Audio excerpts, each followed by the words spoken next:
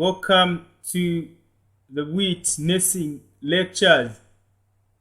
In this video, we are going to talk about the life cycle of schistosomiasis. Schistosomiasis, which is also called Bell's.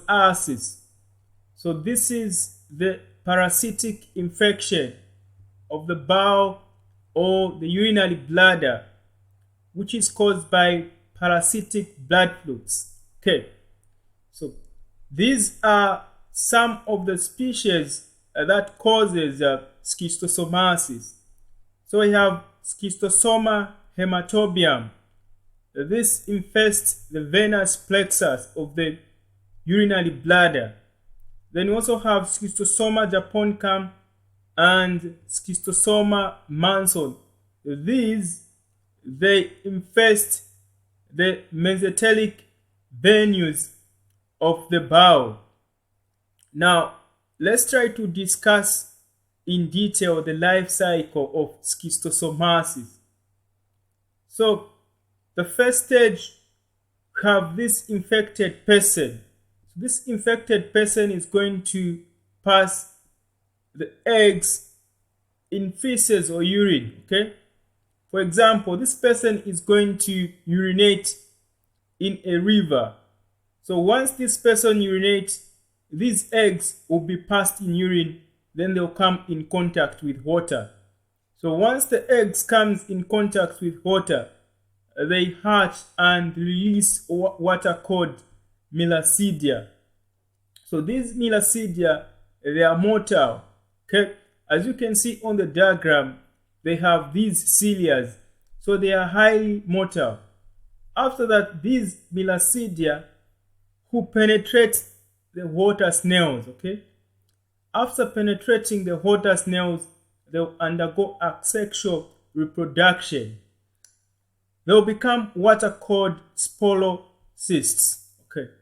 Then eventually they'll be released as secariae by the snail into water. Okay, so at this stage, the secariae is infective. Okay, they are capable of penetrating the skin of the human being. So what they will do is that once they come in contact with the human skin, they are going to release enzymes. So these enzymes will enable them to penetrate the skin while shedding off its tails. So once they shed off the tail, then they become what are called schistomulae. That's upon penetrating the skin. So these schistosomulae, they will travel through blood circulation.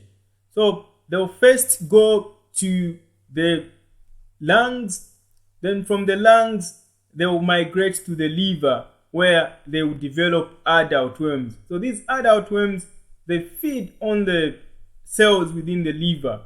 Then from the liver, these worms will pair. So they will pair. We have the japonicum and Schistosoma manson.